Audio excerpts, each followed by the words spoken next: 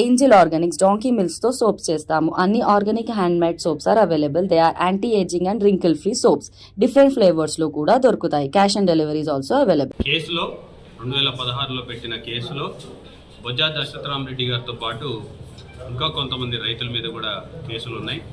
వారు నంద్యాల ప్రాంతానికి చెందిన రైతన్నలు ఉన్నారు, మా పార్టీకి చెందిన రైతులు ఉన్నారు, అలాగే కడపకి చెందిన వాళ్ళు ఉన్నారు, తర్వాత శ్రీశైలం నియోజకవర్గానికి చెందిన రైతు, మొత్తం 5 మంది మీద ఉన్నటువంటి కేసు.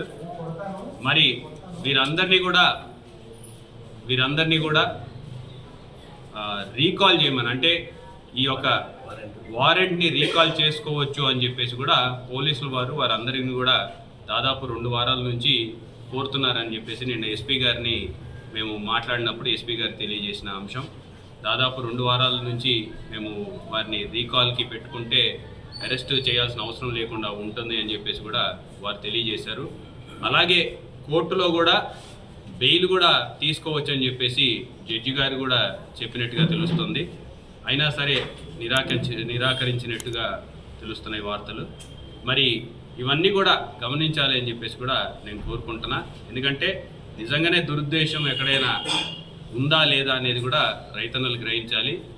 మరొకసారి వైఎస్ఆర్సీపీ ప్రభుత్వానికి ఏదైతే రైతన్నలలో ఈరోజు మంచి చేస్తున్నటువంటి ఈ ప్రభుత్వం మీద బురద జల్లే కార్యక్రమం చేస్తున్న వాళ్ళని రైతన్నలు కూడా గుర్తించాలి, గ్రహించాలి. భవిష్యత్తులో ఎలక్షన్లు దగ్గర పడుతున్నాయి కాబట్టి ఇంకెన్నో రాజకీయ ఎత్తుగడ్డలు వేస్తూ ఉంటారు, బురద జల్లే కార్యక్రమాలు చేస్తుంటారు. కాబట్టి జాగ్రత్తగా అన్నీ నిశ్చింతంగా పరిశీలించమని చెప్పేసి నేను రైతన్నలకు కూడా విజ్ఞప్తి చేస్తాను. ఇప్పుడైతే బొజ్జా దశరథరామరెడ్డి గారిని అరెస్ట్ చేసినారు. నాకు కరెక్ట్గా వాళ్ళు అరెస్ట్ చేసి జరిగిందా లేదా అనేది నాకు ఇన్ఫర్మేషన్.